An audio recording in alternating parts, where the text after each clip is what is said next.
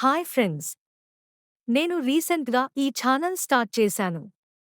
మీకు ఈ వీడియో నచ్చినట్లయితే లైక్ చేసి, సబ్స్క్రైబ్ చేసి, షేర్ చేయండి. నాకు మోటివేషన్గా ఉంటుంది. మరిన్ని మీకు నచ్చే అద్భుతమైన స్టోరీస్తో మీ ముందుకు వస్తాను. అనగనగా రిషపురం అనే ఒక గ్రామం ఉండేది. ఆ గ్రామానికి సమీపంలో ఉన్న యమున నది ఒడ్డున సుగుణ మహర్షి ఉండేవాడు. ఆయన తన సద్గుణాలు కలిగిన మహాతపస్వి. అంతేకాకుండా కొంతమంది శిష్యులకు విద్యాబుద్ధులు నేర్పిస్తుండేవాడు. కొంచెం సమయం దొరికినప్పుడు ప్రజాహితం కోరుతూ సమీప గ్రామాలలో ప్రవచనాల ద్వారా జ్ఞానాన్ని పంచేవాడు. ఒకరోజు సద్గుణమహర్షి శిష్యులలో ఒక్కడైన శశిధరుడు నదీకి వెళ్లి స్నానం చేసి వస్తుండగా కొంచెం అలసటగా అనిపించడంతో ఇలా అనుకుంటాడు. ఈరోజు ఒంట్లో బాగోలేకపోవడంతో అందరి శిష్యులతో కలసి గురుకుమలానికి వెళ్లలేకపోయా. నేను ఈరోజు ఎలాగూ వెళ్లలేను, మళ్ళీ ఎందుకో ఒంట్ల చాలా నీరసంగా ఉంది. ఇక నేను నడవలేను, ఇప్పుడు నాకు విశ్రాంతి కావాలి. ఇక్కడే సమీపంలో ఉన్న ఏదో చెట్టు కింద విశ్రాంతి తీసుకుంటాను. అలా చెట్టు కోసం వెతుకుతుండగా అక్కడొక పెద్ద మద్ది చెట్టు కనిపించింది. అది చూడటానికి దశదిశలు పొడవాటి కొమ్మలతో భారీగా ఉండి చల్లటి నీడ కలిగి ఉంది అని అనుకోని ఆ చెట్టు క్రింద పడుకోవాలని మనసులో అనుకుంటాడు. అరే, ఈ చెట్టేమో నలుదిక్కులు కొమ్మలు పరుచుకొని చాలా భారీగా ఉంది. కాని ఈ చెట్టుకి కాసిన కాయలు మాత్రం ఇంత చిన్నవిగా ఉన్నాయి. ఇదేం విచిత్రంరా దేవుడా! ఈ మర్రి చెట్టు పక్కనే ఉన్న నేలపై పారి గుమ్మడి చెట్టుకి మాత్రం అంత పెద్దగా గుమ్మడికాయలు కసాయి.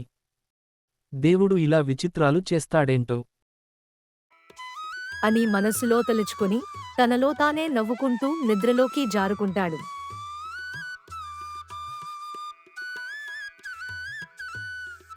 ఇక ఆ రోజు నుండి ఎప్పుడు మర్రి చెట్టు ఇంకా గుమ్మడి చెట్టు కనిపించినా మనసులో తనలో తానే నవ్వుకోవడం అలవాటుగా మారింది. ఒకరోజు శశిధరుడిలోని ఈ వింత చేష్టలు గమనించిన సద్గుణమహర్షి ఎలాగైనా తనలో మార్పు తీసుకునిరావాలి అనుకోని శశిధరుడిని పిలిపించి ఇలా అంటాడు.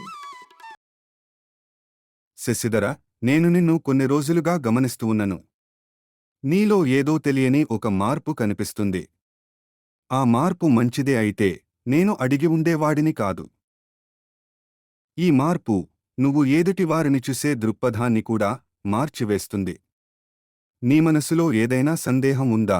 వీలైతే నేను సహాయం చేస్తాను శిష్య. అది విన్న శశిధరుడు తన గురువైన సద్గుణమహర్షితో, అవును గురుదేవ, నాకోక సందేహం ఉంది. అది కూడా చిత్ర విచిత్రాలు చేసే ఆ దేవుడి సృష్టిపైన. నాకు ఇప్పటికీ అది తలుచుకుంటే నవ్వు వస్తుంది అంటూ నవ్వుతూ జరిగిందంతా గురువుగారితో చెప్పేశాడు. అది విన్న సద్గుణమహర్షి చిన్నగా నవ్వి ఇలా అంటాడు. అయితే శశిధర, నేను ఇప్పుడు చెబుతున్నట్టుగా ఈరోజు చేసి చూడు. నీ సందేహానికి పరిష్కారం దొరుకుతుంది. నువ్వు ఈరోజు మళ్ళీ ఆ మర్రి చెట్టు దగ్గరకు వెళ్ళి నీకు అనువైన ప్రదేశంలో ఆ చెట్టు క్రింద ప్రశాంతంగా కళ్ళు మూసుకుని నిద్రపో. అయితే ఇది ఆ చెట్టుకు పళ్ళు కాసే కాలం కాబట్టి ఆ చెట్టుకి కూడా పళ్ళు కాసే ఉంటాయి. మళ్ళీ నువ్వు కళ్ళు తెరిచి నిద్రలేచి చూసేసరికి నీపై పడి ఉన్న పండ్లని మాత్రం లెక్కపెట్టుకుని నా దగ్గరకు తీసుకురా నాయనా. అప్పుడు శశిధరుడు, అలాగే గురువుగారు, మీరు చెప్పినట్టుగానే చేస్తాను అని చెప్పి ఆలస్యం చేయకుండా ఆ చెట్టు దగ్గరకు వెళ్ళి అనువైన ప్రదేశంలో పడుకుని చెట్టుపైకి చూస్తూ ఇలా అనుకుంటాడు. అసలు గురువుగారు చెప్పినదంట్లో ఆంతరార్థం ఏమై ఉంటుంది? గురువుగారికి పండ్లు తినాలి అనిపించుంటుందా? అది అయి ఉంటే నామీద పడినవి మాత్రమే ఎందుకు తీసుకుని రమ్మంటారు? అది అయి ఉండదులే, ఇంకేదో ఉండే ఉంటుంది. అలా శశిధరుడు పలురకాలుగా ఆలోచిస్తుండగా ఒక పండు తనపై పడింది. దాన్ని తీసుకుని దగ్గర పెట్టుకున్నాడు. అది పడగానే ఇంకా ఆలోచనలు పెరిగిపోయాయి. రెండవ పండు కూడా పడింది. ఇక చెట్టుపైకి చూడటం ఆపేసి గురువుగారి మాటలని గుర్తుకు చేసుకుని అందులో ఏదో అంతరార్థం ఉంది అని అర్థం చేసుకుని చుట్టుపక్కల చూడటం ప్రారంభించాడు. అంతలో పక్కనే ఉన్న ఒక పెద్ద గుమ్మడికాయ కనిపించింది. అది చూడగానే శశిధరుడి గుండెల్లో ఒక్కసారిగా దడ పుట్టేసింది. ఇక ఒక్క క్షణం కూడా ఆలోచించకుడా తన గురువుగారు అయిన సద్గుణ మహర్షి దగ్గరకు వెళ్లి కాళ్ల మీద పడి నా అజ్ఞానాన్ని క్షమించండి, నాకు మంచి జ్ఞానబోధ చేశారు అని అన్నాడు. అది విన్న గురువుగారు చిరునవ్వు నవ్వి శశిధరుడిని ఆశీర్వదించి అక్కడ్నుంచి వెళ్ళిపోయాడు. ఇదంతా చూస్తున్న శిష్యులు ఏం జరుగుతుందో అర్థం కాక ఆశ్చర్యంతో శశిధరుడిని అడగగా ఇలా అన్నాడు. గురువుగారు చెప్పినట్టుగానే అక్కడికి వెళ్ళిన నాకు అంత పెద్ద మర్రి చెట్టుకు ఇంత చిన్న పండ్లు ఎందుకు కాస్తాయి అని గురువుగారిని అడిగిన నాకు అక్కడికి ఎందుకు వెళ్ళి నిద్రపోమని మళ్ళీ నాపై పడిన పండ్లని మాత్రమే లెక్కపెట్టుకుని ఎందుకు తీసుకురమ్మన్నారా అనే సందేహంతో ఉండగా రెండవ పండు కూడా పడినక పక్కనున్న గుమ్మడికాయ చూస్తే జ్ఞానోదయం అయింది.